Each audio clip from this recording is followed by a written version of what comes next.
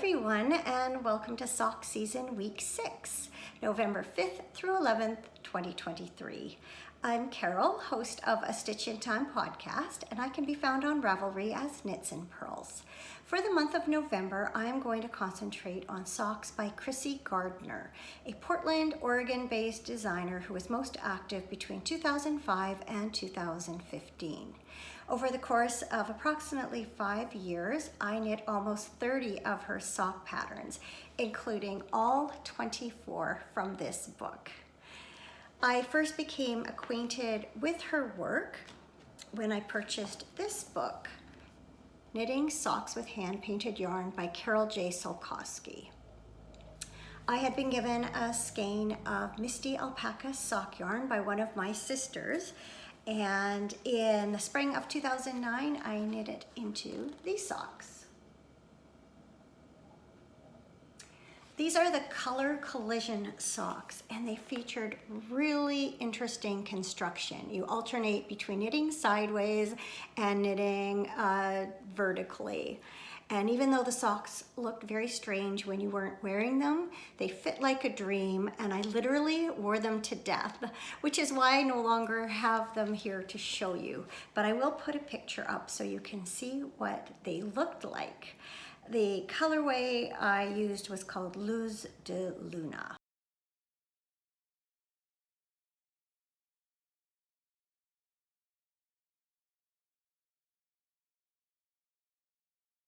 My second pair of Chrissy Gardiner socks was Nana Boujou, which was published in Knitty magazine in winter 2008. I knit these in November 2009 from 3 colors of Fildar Preface. The dark navy is called Marine, the blue is Gentian, and the white is Blanc.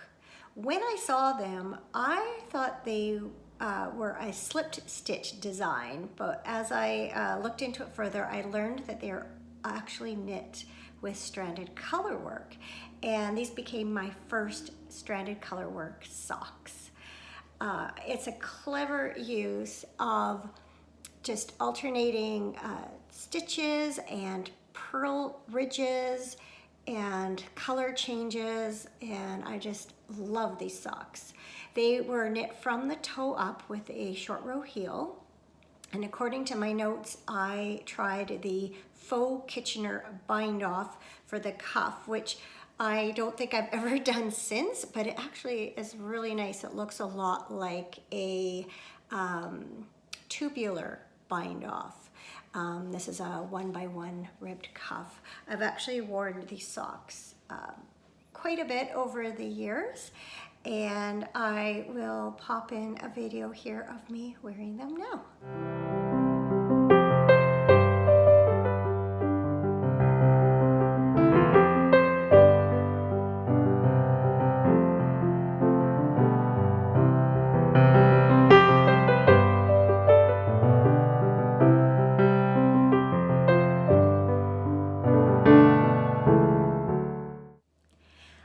Months later, I knit my first pair from her newly published book, Toe Up.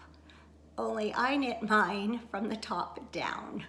I borrowed the ribbing pattern from her syncopated rib boot socks. I used some lovely Schopper-Wool Zebra Crazy in color 1699, which is Fleiderduft. Probably saying that wrong. It means lilac scent. I added a traditional heel flap and gusset and rounded toe, and while I'm not usually a fan of the fraternal sock, I do embrace this randomness of this yarn. So I will bring this in a little bit closer so you can see that ribbed pattern. It's not a 1x1 and it's not a 2x2. It's kind of a combination of them both.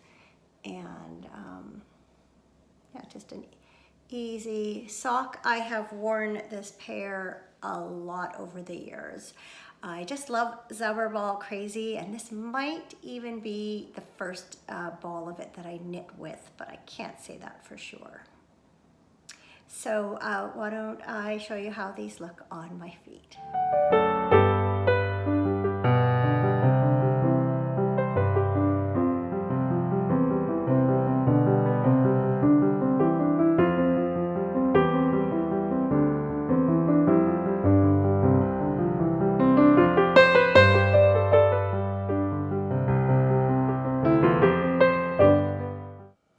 I didn't waste any time in casting on another pair of socks from that book.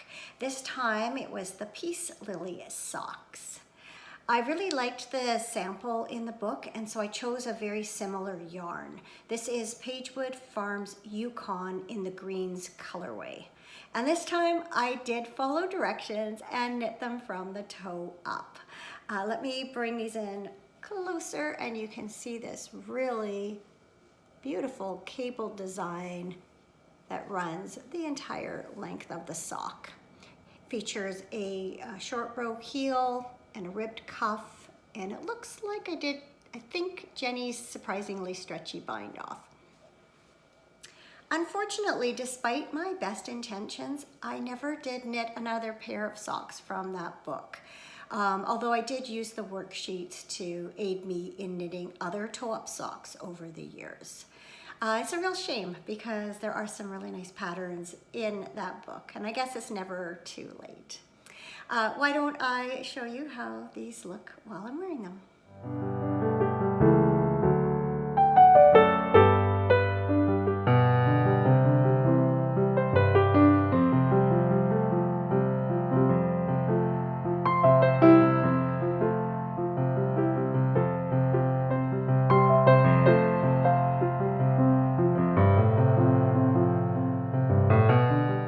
The rest of the socks I'm going to show you come from this book called Indie Socks, which was published in 2012.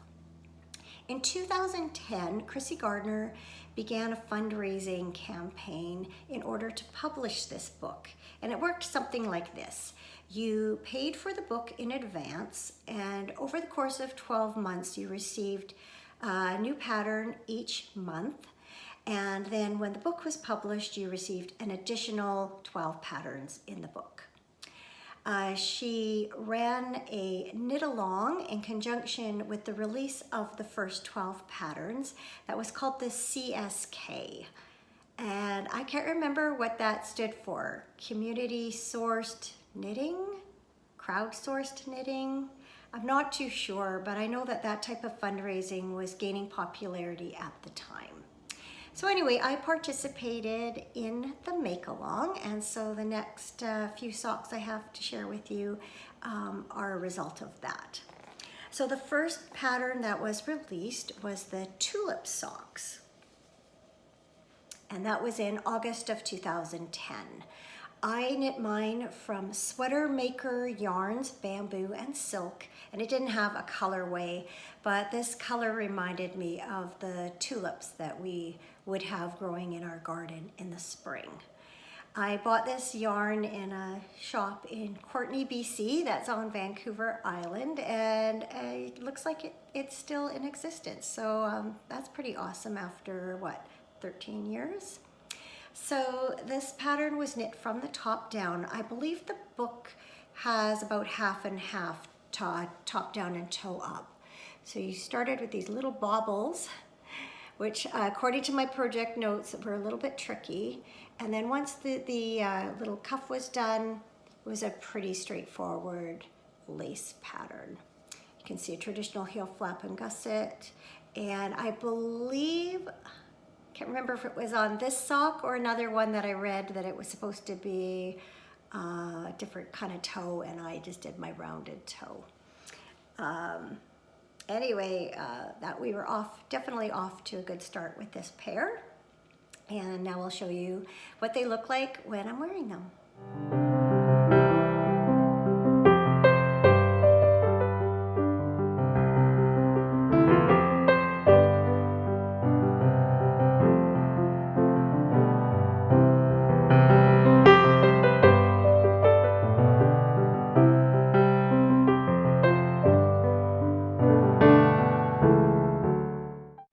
Next up in September of 2010 were the Archery Socks.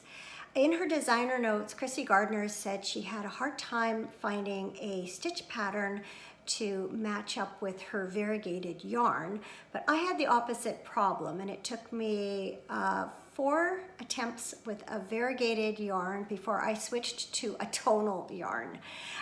These socks were knit from the toe up, and they also feature a lace design that runs along the entire length of the sock. This yarn is Koigu KPPPM in color P809D, and it is this lovely purple. Love these socks, and I can't wait to show them to you on my feet.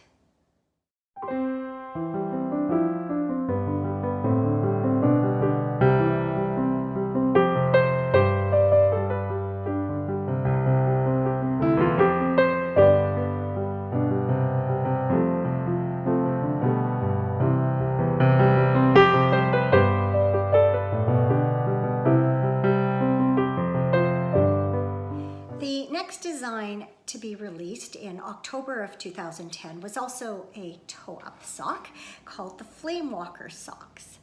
The original were knit from the Unique Sheep Verve in a gradient colorway, and I used the same for mine except a different colorway. This is called Coffee House Reef, and I would say it's a little more subtle than the design in the book.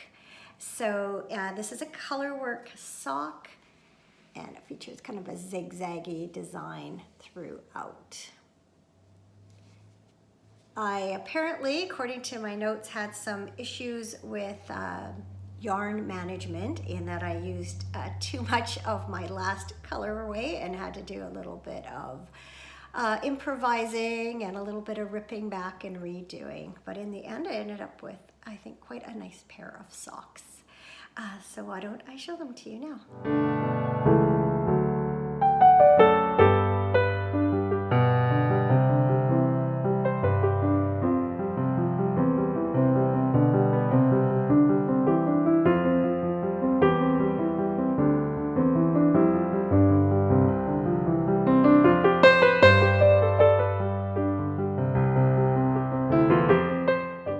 The final pair of socks for this week was the 4th release for the CSK in November of 2010.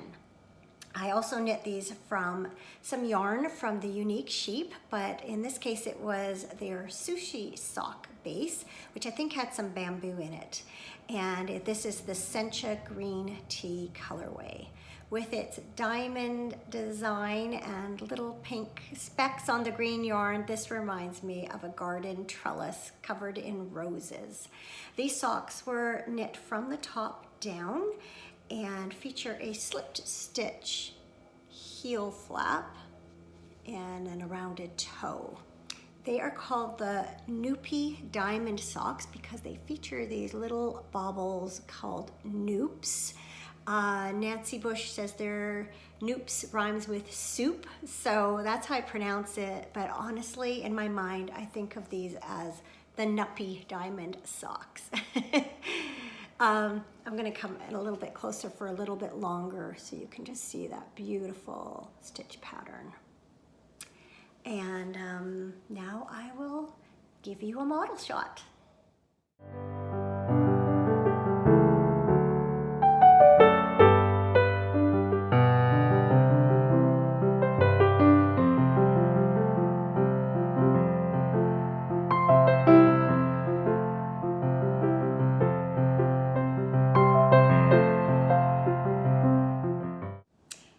That is it for week 6 of sock season. I hope you enjoyed it. If you did, please remember to like and subscribe. And if you would like to see some more knitting, be sure to check out regular episodes of A Stitch in Time podcast.